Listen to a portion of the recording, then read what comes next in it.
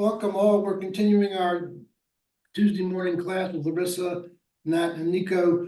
Dorinka's got a conflict this morning. We continue through this sort of autobiography that I was writing. And this is a chapter on the first principles thinking and how to reason. I'm still trying to decide what I'm going to do when I speak at Severance School in April. But maybe a whole class on how to think is worthwhile. I don't know. It's here's the thing. I would say that most so-called training events are unblemished by success. And I went to a lot of them at NASA because I got interested in this, and they're, I think, a near total waste of time and money. I say this because that they might have changed my attention a bit, maybe my mindsets, although never dealt with that. I never changed my behaviors or organizational results. And this is expensive. You take 20 highly paid executives and take them off to a facility for 2 weeks and pay those salaries. And then you pay expensive, I'm sure, trainers to come in who are usually academics, and they're wonderfully entertaining. And so why don't they work? Well, I think the first flaw is that they don't understand social context. And the assumption by the HR people who hired them and the trainers both is the material that's presented in these classes of unaffiliated people would go back to the workplace. I think that's almost negligible. It's a social context problem. The social context of a classroom with people you don't know in an off-site setting is not the same as back in your workplace. And even though I was the leader of the team and powerful leader, I think, I didn't have much influence with these people. They told me that they knew I'm going to come back with a bunch of new ideas, and their idea was to prevent me from implementing them by just resistance for 2 weeks, and I'd forget them. And they're right.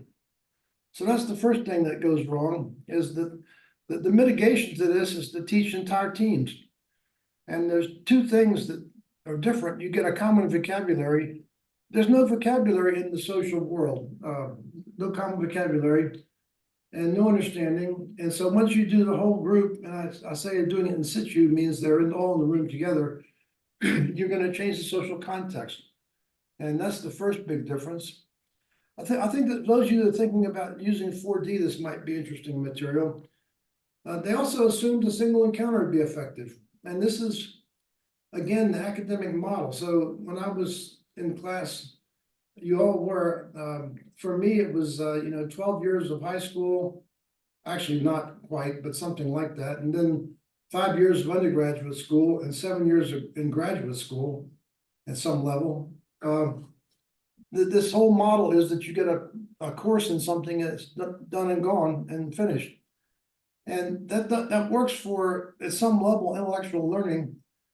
It's completely impotent for behavioral change. Behavioral change requires repetition because at the end of the day, you've got to change habits.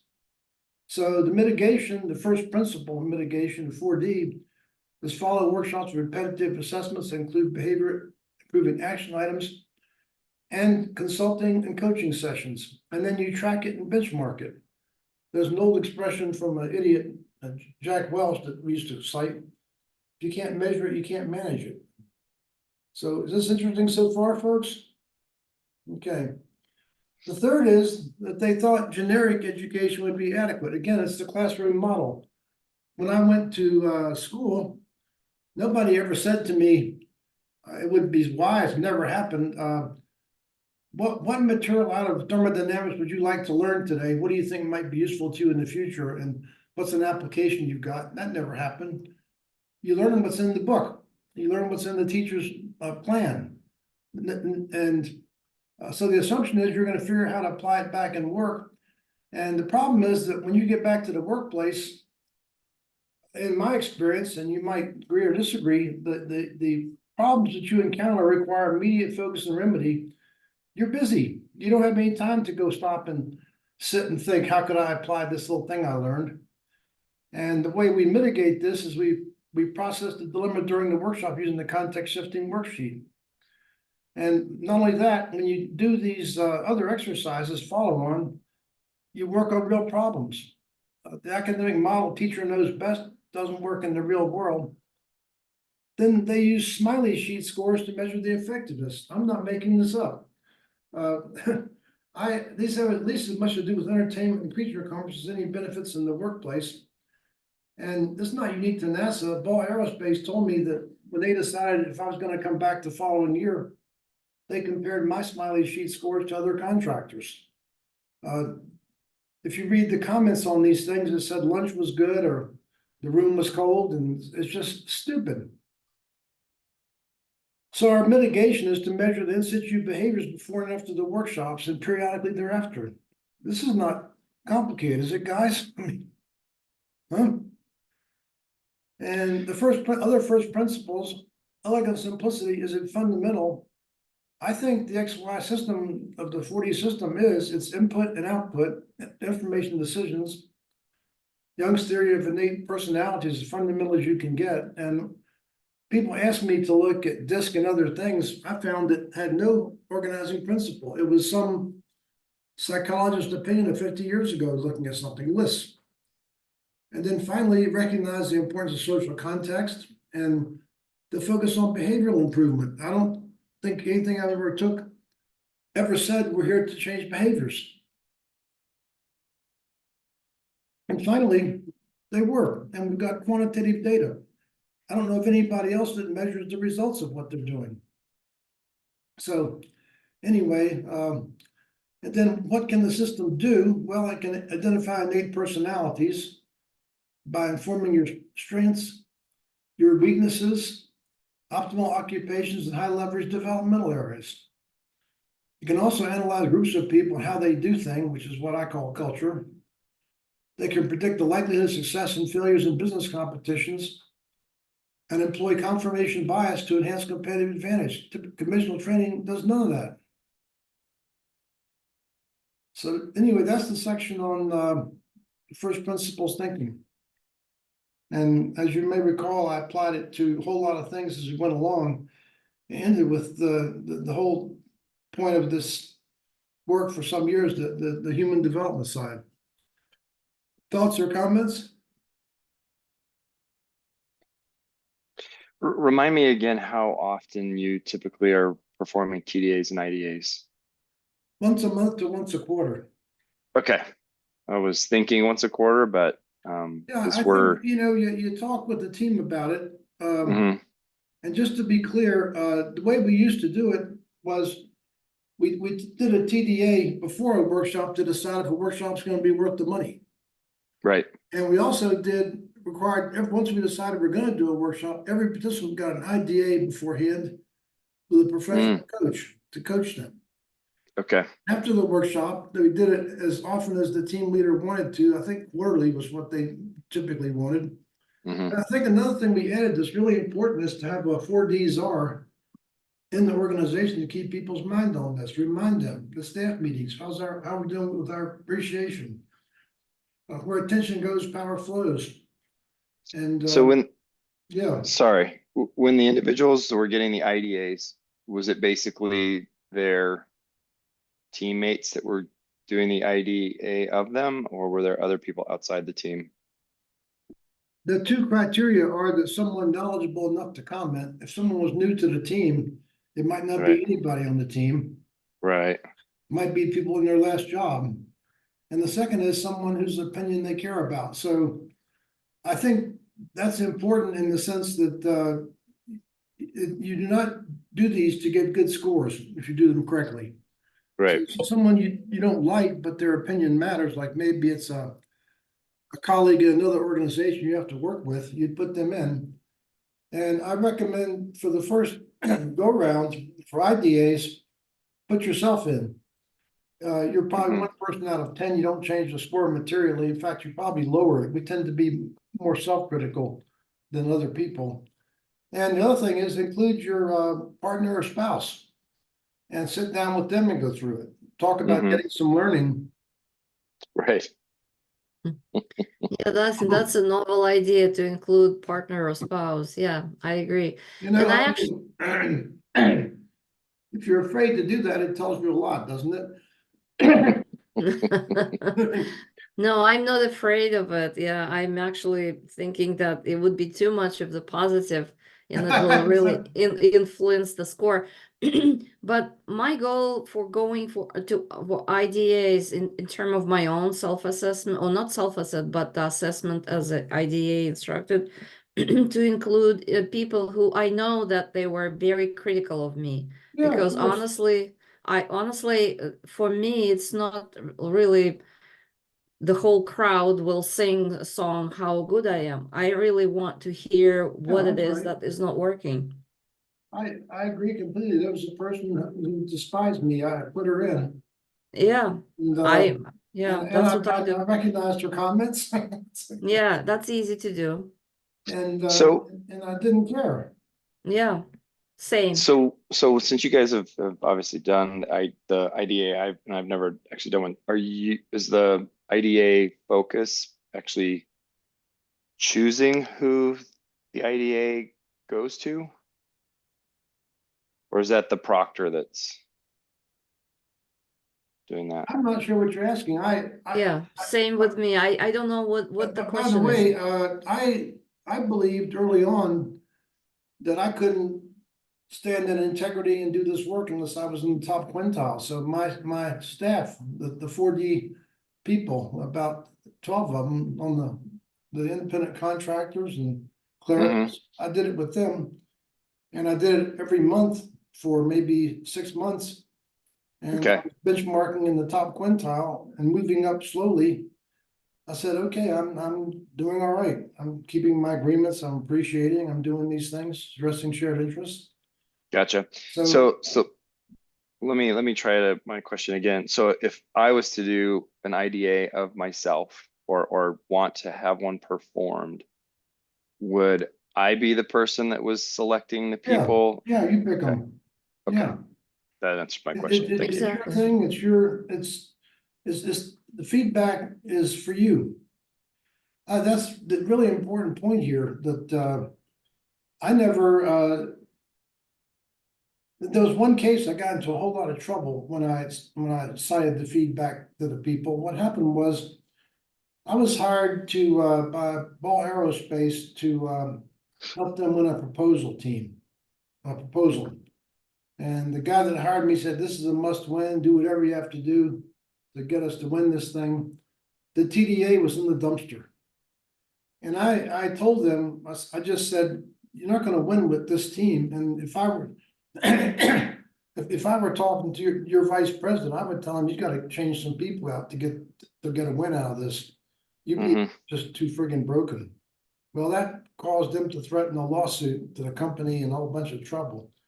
But that's the only time I ever really referenced it, and I did it, I had the senior manager in the room and I asked her, I actually, what triggered this was I got a comment on the TDA.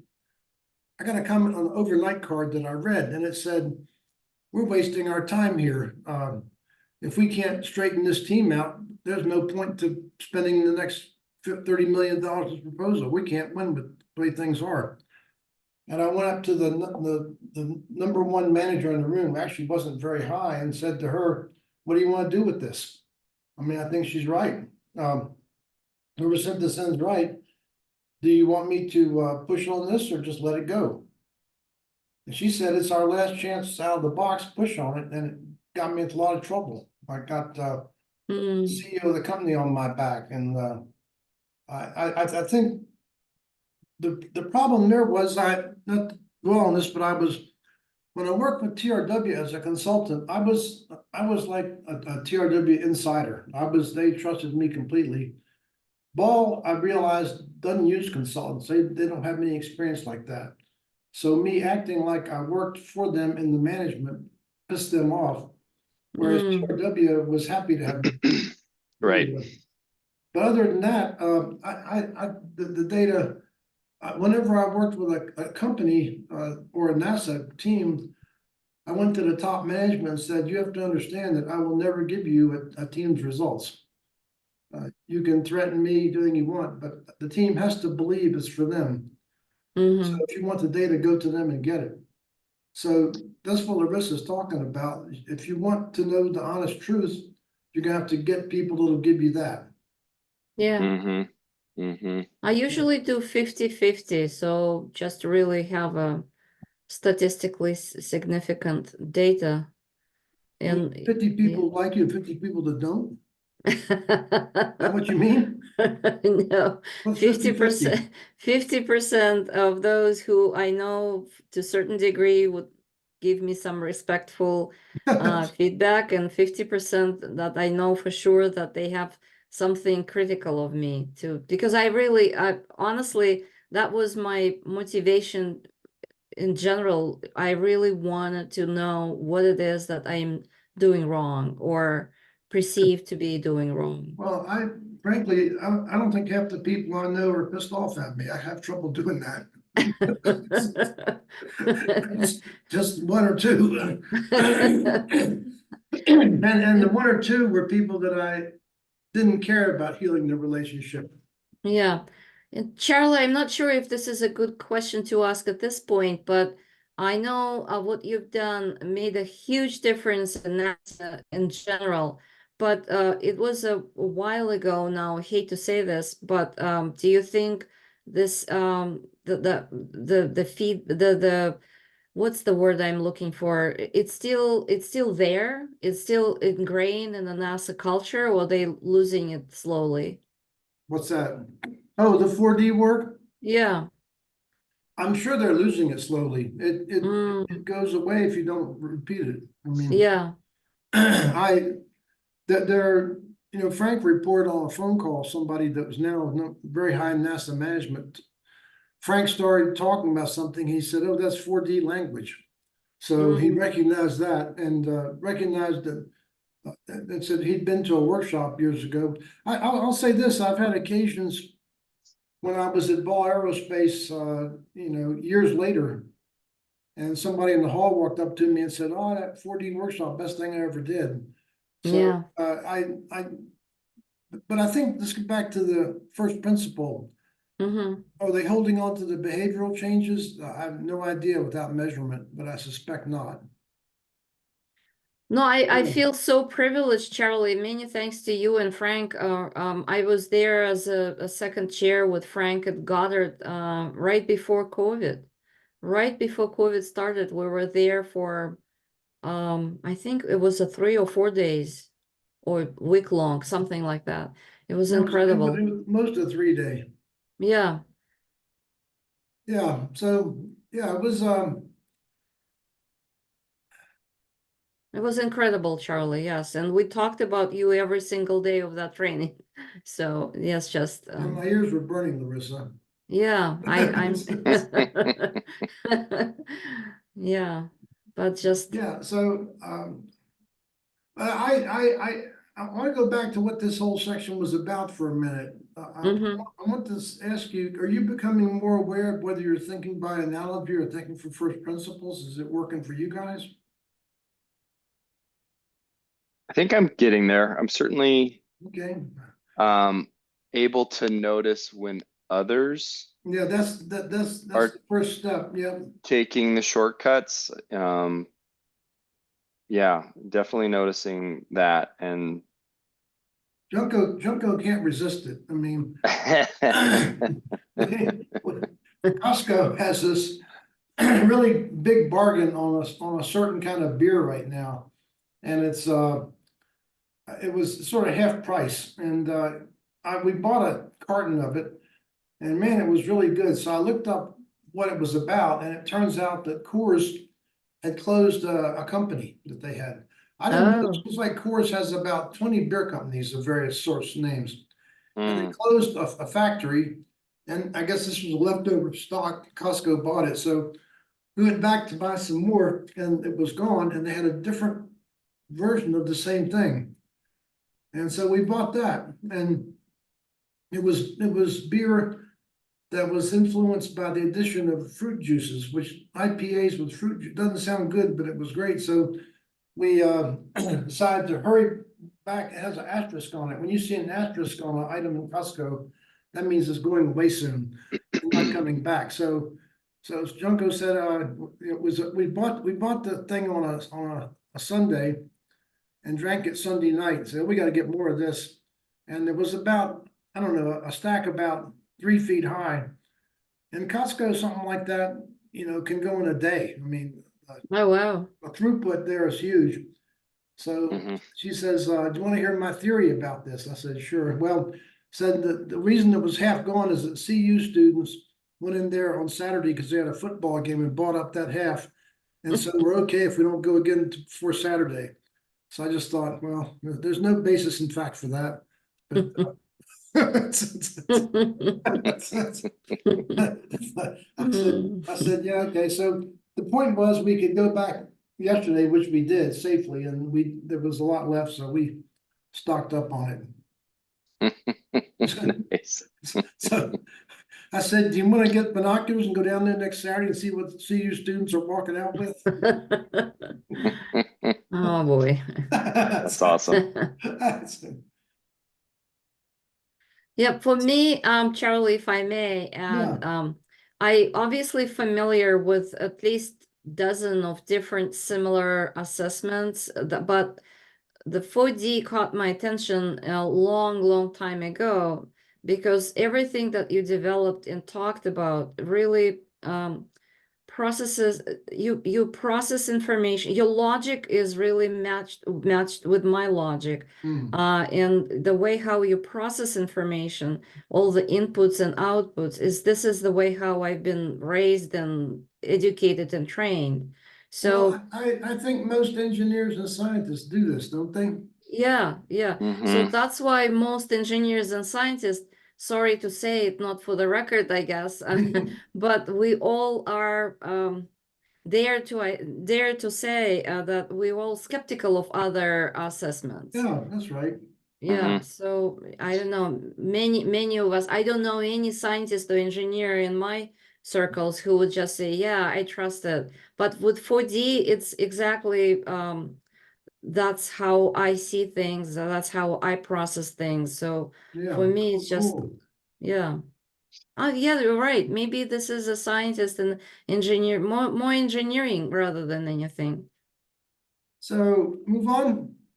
Yeah. Actually, I just wanted to point out one thing, Yeah. and it's a thought I've had for some time. I just kind of want to get people's thoughts of it. But if you've read The 7 Habits of Highly Effective People, which I don't know if everyone on here has, but I would expect you had, Dr. Fallon, because I It think was you a similar assigned book that. for me. It was. Yeah, I think you assigned that to us, and he talks about the law of the farm in there, and I always found that a very appealing concept, but I struggled applying it outside of, well, you got to plant a seed in spring to harvest in the fall.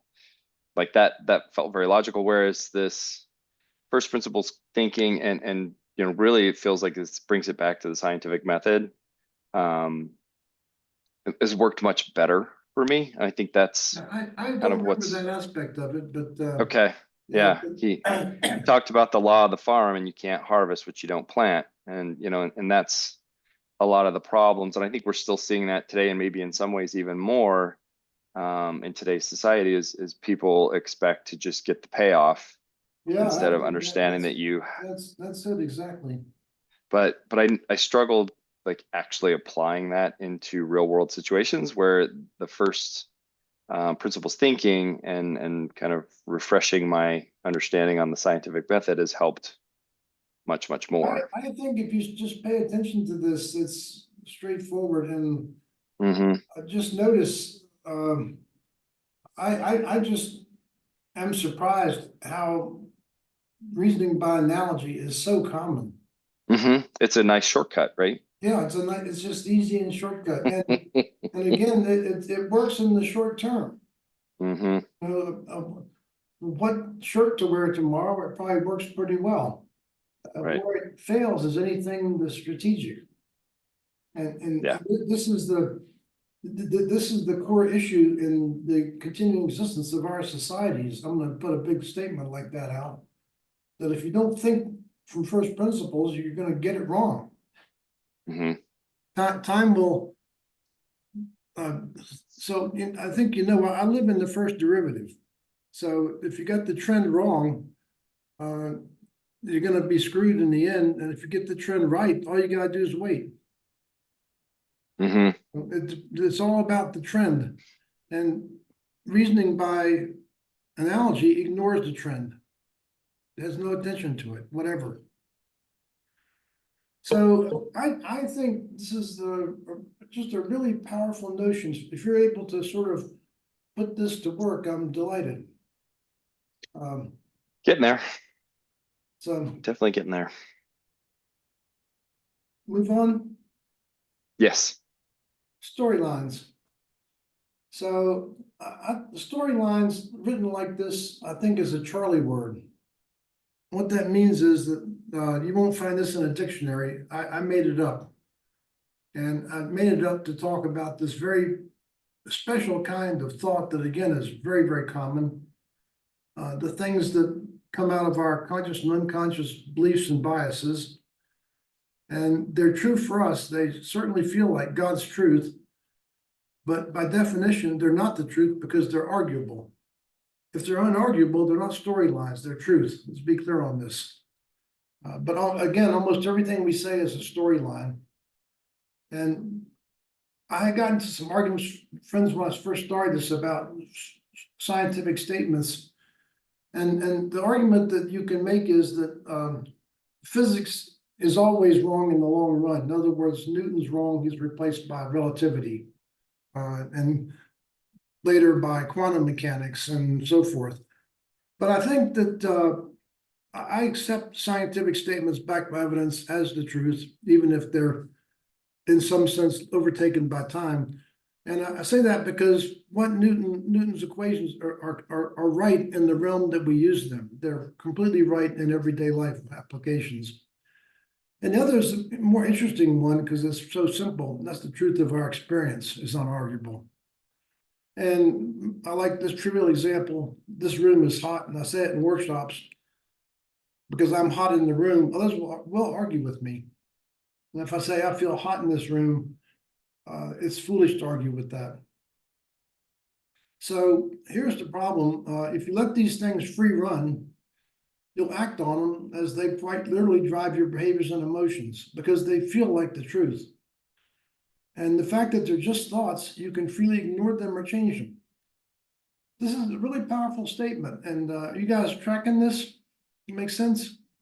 There's nothing new here. We've been over this ground before, but I think a little repetition doesn't hurt in ideas like this. So stop and ask whether what you're about to do gets you what you want. That's the key thing. If not, change your mind.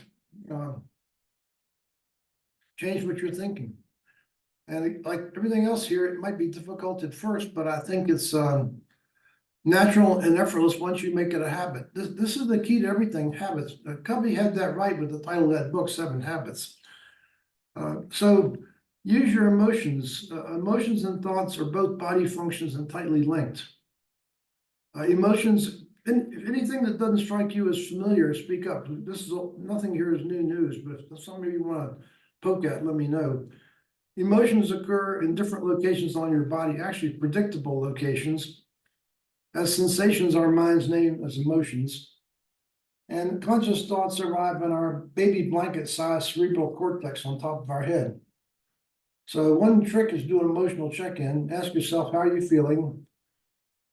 If you're feeling some kind of lousy, you're running a storyline likely taking you into a drama state. Victim or blamer or victim. And how do you get into this? Well, it's a habit from childhood when you are truly helpless. Are we okay on this? This got a lot of meat in that paragraph. We good? It has a lot of meat on it and we're good, but I always appreciate your sort of a little bit more extensive thought how to get out of that, because just realizing that you are in that state, it doesn't mean necessarily equal that you will immediately. Yeah, I'm going to show how to get out of them later.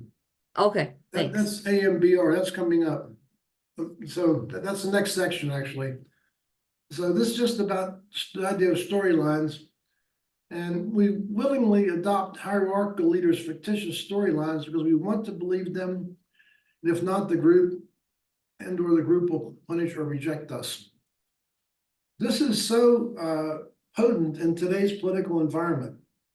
Trump is still telling people the election was stolen. and people are believing it. Why? Because they want to believe it. So I think this is a major human problem that, and if not, Trump himself or the other people in the MAGA movement will punish you. So, and I think that the first principle here is that this is about needing appreciation and inclusion. And these are deep human needs only the group can meet. So people will say, well, it doesn't matter if other people appreciate you, just do it for yourself. I don't think that's right. You need it. And you can't include yourself. That's not even mathematically possible. So I think this is the first principle below this whole thing, is this need for this. And what happens next is we come to believe that we generated them ourselves.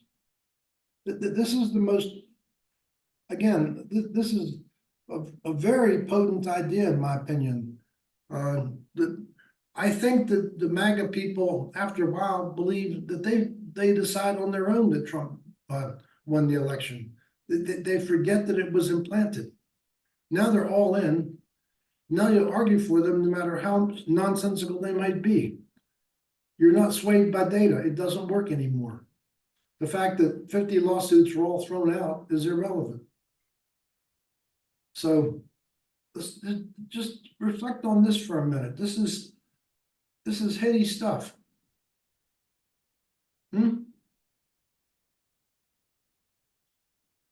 So now we're going to go into things I've been over before in a different way. That and we've been over this. So if you get bored with it, let me know. Otherwise, I'll just sort of run through it fairly quickly. So I've got more of my personal background than I had it before. I went and gave up my research career and became a staff scientist in NASA headquarters, just because a lot of reasons. And one of the jobs I had is I was assigned the program scientist. Actually, I think it was Space Lab 2, not 3. I don't think of it. A Space Lab mission, and that was kind of fun. And Space Lab is a thing that ESA provided to NASA to put in the shuttle. So here was the problem. Shuttle's going to fly 50 times a year. This is the flawed storyline behind everything. And there's not enough money in the world to make enough payloads to fly 50 times a year. So ESA made this module that made the shuttle into sort of a short-term space station. And the idea was that you'd put experiments in there, and this would go up inside the shuttle stay up for 2 weeks, and then it would come back down. And so I started to get interested in the shuttle with this work. And I left there for various reasons and joined an organization that had nothing to do with science, but was offered a payload integration. And it was integrating all the payloads into Space Lab. And this is more complex than you might imagine, because you take disparate experiments. You've got to generate things like astronaut activity timelines, power timelines, data timelines. It's a big analytical problem. And I'm frequently going to Kennedy to look at the payload infrastructure because of my new job. And I was surprised at the scale of everything. And they told me we're going to fly 50 times a year. People all believed this. This was complete nonsense. I did too. So we go back to 1971. So I'm interested in the origin of this. I'm interested in what was the first principal driver of something that, if you thought about it, you thought, and it probably isn't even possible. In other words, you see what I'm saying is that if I sat and said, is it really going to fly 50 times a year? Probably not. I mean, couldn't even imagine that. Yet I bought into it. Why? It was the leader's storyline. I wanted to believe it. The job that I was doing to make a living required a lot of Space Lab missions. So this is back to what we talked about earlier, that when I was working at Goddard, when Apollo 18, 19, and 20 were canceled, that astronauts in training, hardware being built, fuel supplies being ordered, all this stuff. And at the time, I thought the Congress had done it, and that was kind of the prevailing storyline. But it wasn't a big deal. I'm not working on that part of NASA. I'm doing research using sounding rockets. This was background information at that time. But I think I learned later that what happened is people from Johnson Space Center went to Washington and said, we ought to stop now because we've had so many, my expression, diving catches, near misses, that if we do one more and we lose the whole show, it's game over. So now NASA needed a reason to exist, and NASA people believed we are space exploration rather than a Cold War artifact. I actually tried suggesting otherwise to people and got pushed back hard. Jim Fletcher was administrator, a smart guy, and I imagine he went to the Human Flight Center, Johnson and Marshall. Those are the two big guns. So NASA is like 80% human flight. Let's be clear, it's a 20% science organization.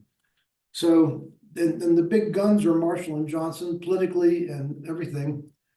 So I'm sure he asked them what to do, and they settled on a manned shuttle with a crewed booster and a space station. So NASA started talking to OMB about it, the budget, which you would start to grease the skids there. And they said, make it a national thing. Let's make it big enough to carry a keyhole satellite, which is a big spy satellite. And at the time, NASA's only experience was an X-15, a little tiny rocket with one person sitting in it, a little winged rocket dropped from a B-52. So he goes to San Clemente and he says, pick one or the other. So Fletcher probably in real time said, I'll take the shuttle. And probably the reason was if he didn't have a launcher that he trusted to dock with the space station routinely. And the shuttle scratched all the itches. It had motors for Marshall and had crewed flight for Johnson. So now I needed a reason for it. It's a big expensive program. I think it was 13 years in development. It cost some billions of dollars. So the idea was that it's going to be safe because it's man-rated. If you're going to put humans in it, you've got to sort of name it safe. You can't just say it's going to be a risky thing that might blow up, but we're going to put people in it. That's not, you can't do that from a public relations or political viewpoint. And then because it's reusable, it's going to be cheap access to space. So the reason we're going to build this is we got a safe, cheap way to get to space. And that's a storyline that would get you 13 years of funding at probably, I don't know, $10 billion a year to build it.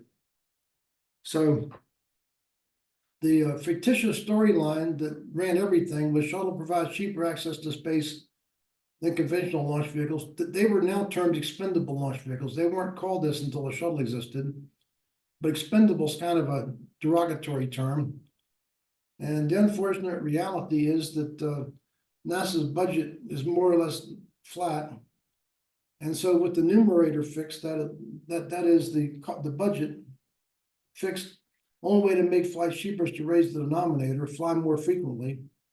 And the shuttle main engines were high pressure turbo pumps burning liquid hydrogen.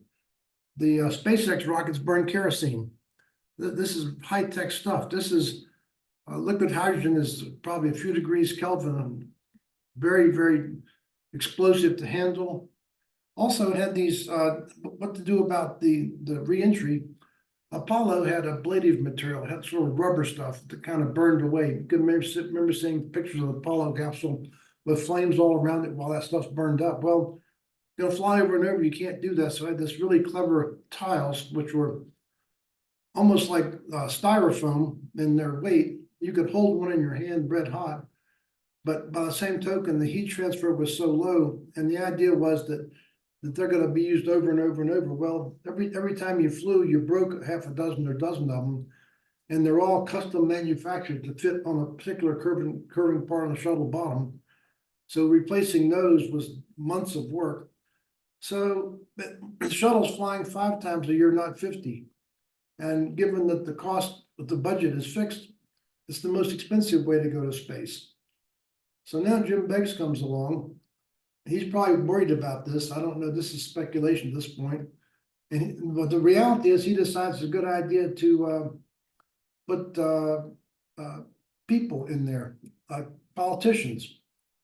So Senator Jake Garn and Bill Nelson, the current NASA administrator, fly on the shuttle. And then they think, well, we've got to put a regular person on there. Let's pick this teacher in space. So the reality is Uh, the shuttle had lost emissions twice in 135 flights.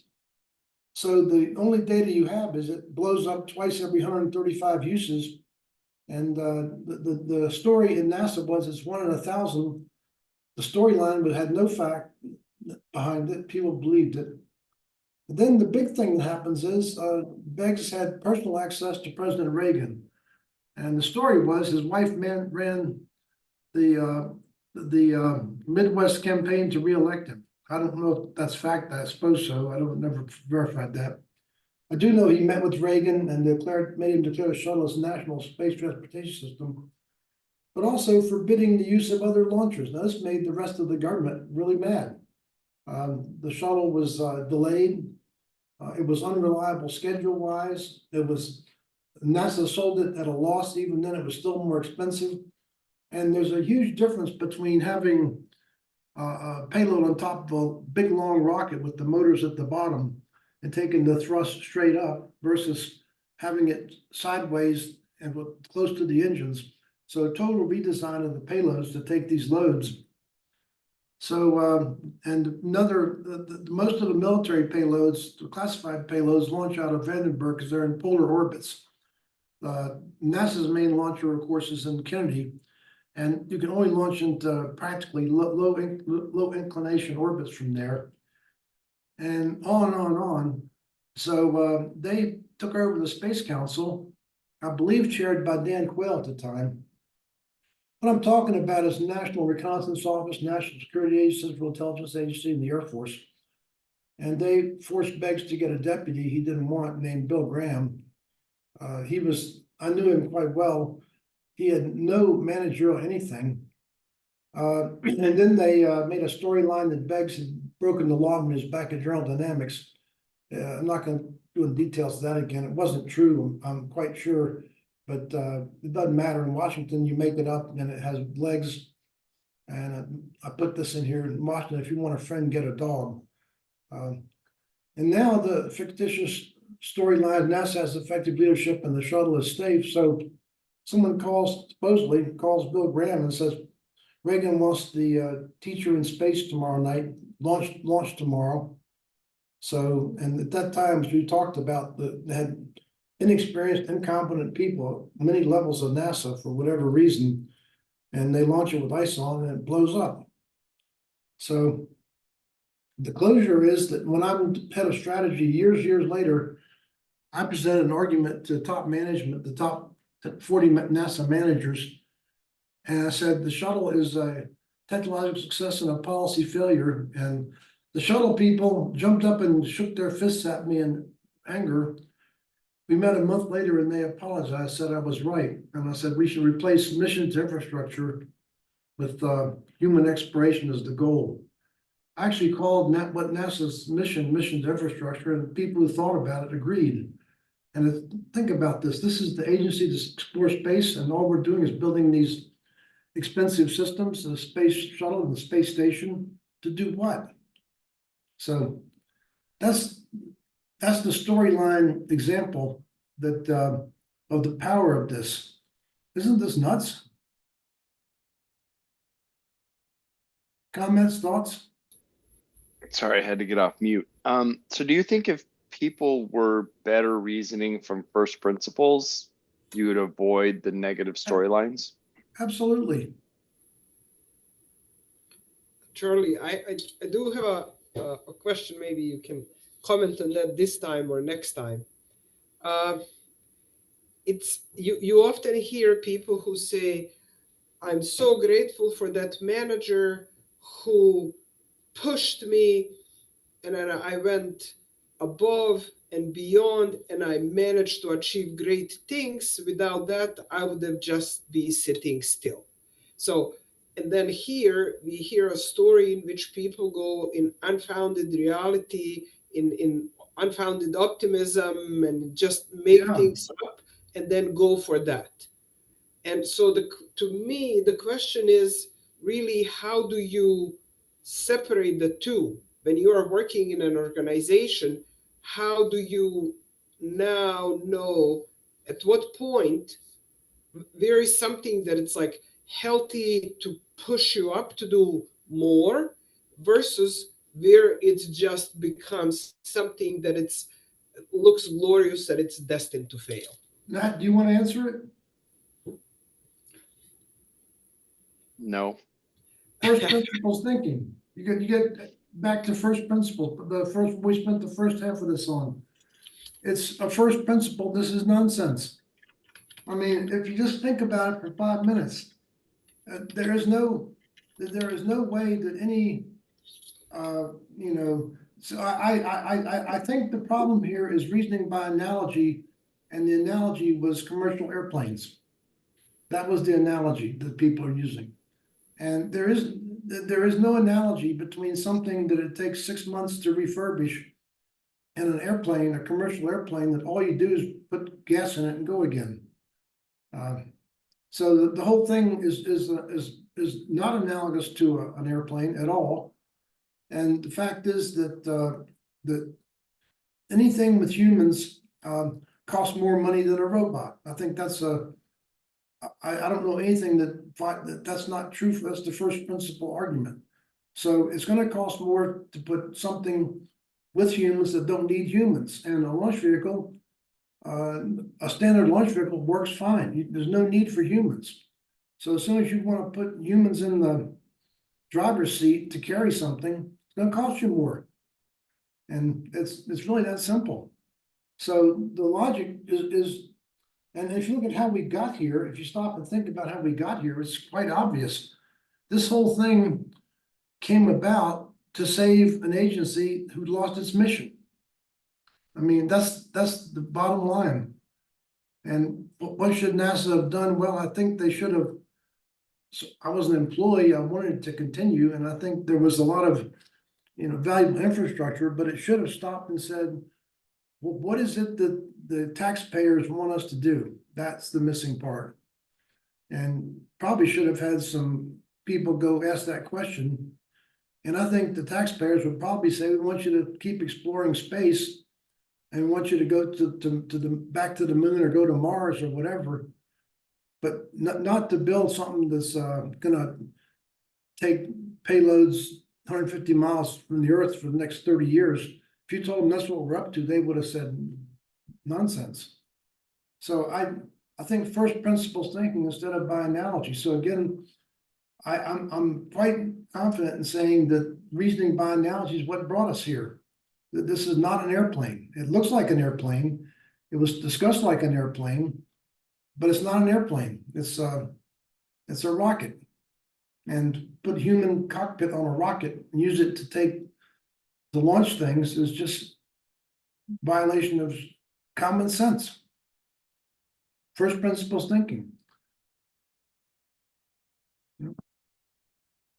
I think this is a classic case of, I had not thought about this till you asked a question. Thank you, Jarinka, but this is we all thought it's going to be like an airplane. And Musk is trying to make a rocket like an airplane. I don't know if you saw what happened yesterday or day before, but his booster came back and re-entered the launch cradle and sat there. So he's trying to make a rocket that works like an airplane, that it actually went back to the launcher, the big tower, and went in there and grappled with it. That's like an airplane going to the boarding gate.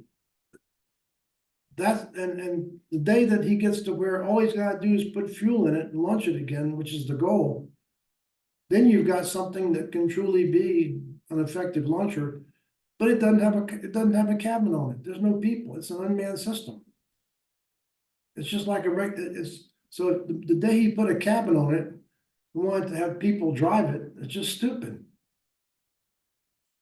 I think it wasn't my job to worry about this, and if it had been, I probably wouldn't have seen it anyway. I've been so caught up in the whole romance of the thing. It looks cool, and if you don't stop and think about it, an airplane that goes to space is a neat idea. It just isn't practical. First principles thinking. Yeah, I definitely want to keep digging in on how you avoid or recognize that you're thinking through analogy instead of first principles. But I think one Start- thing is to stop and ask, did you pick up the thing from somebody else, or are you starting from scratch yourself? mm, So, you know, if you, so let's just go back to the election for a moment, painful as it might be. If you actually, instead of believing that it's true because Trump said, if you actually said, is there any evidence this thing was stolen? Just have that thought. The answer is no, there's no evidence. So why right. should you believe it, you know? And I think the downfall of Boeing, which I just heard a thing yesterday that they're talking about declaring bankruptcy, Not surprised. you know? And this came from a flawed storyline that we're gonna build an airplane with 15% better fuel economy, modifying a 737, and we're gonna do it in 2 years. Faster than it's ever been done before. So And that it's going to work. That was the. it's gonna work, but without any training. That was the flawed part. We'll be successful with that. So, Seems like they've got problems up and down though. Like their space capsule's a mess. yeah, I think the Just- mismanagement is just everywhere, it looks like. Yeah, it all started with the McDonnell Douglas, right? Am I remembering that right? Yeah. Yeah. It's really interesting. I don't know the reality of this, but I think that the story is that McDonnell Douglas, when Boeing took it over, McDonnell Douglas took Boeing over. Right. It was effectively a reverse merger. Yeah, a Yeah. smaller entity took over, Hmm. and it's because we live on Finance Island. We do, and yeah, I actually went through that. I worked at the local phone company, the Regional Bell Operating Company, the RBOC of US West, and they got bought by Quest. Well, Quest was a smaller company, but they were seen to be sexier and smarter, and they basically drove the company into the ground. You know, Really? they came in and they, you know, if you were from US West, which I was, they told you, we're smarter, we're sexier. You know, we had Storyline, huh? yeah, they had the storyline, and they, you know, pushed out all the people that actually knew how to run the company. And, you know, 2-3 years later, they were all coming back and trying to save the company because it was a mess. And then obviously the issues with the CEO, Nacho, you know, it was same thing, just pretty much destroyed all the value that had been created over, you know, whatever, 100 years. This was a useful session for me because I'm gonna add a paragraph in here that said the root cause was thinking by analogy. People thought this was like an airplane. It's not. Yeah. That's the trap behind the whole thing. First principles thinking, you cannot take something like this and until you make something that you can simply fuel and refly. And don't do things with people that can be done with robotics. Robotics are always going to be cheaper. Is that obvious to you? Yeah. Yeah. Your requirements aren't going to be as high, right? Yeah, right. Your Safety can be less. safety. Yep. Thank you all. Yes. Thank you, Dr. Pellerin. Good session. Thank you. Dorinka, you have a good day. Nico, are you still up with us here? I see you're. I'm gonna stop the recording here.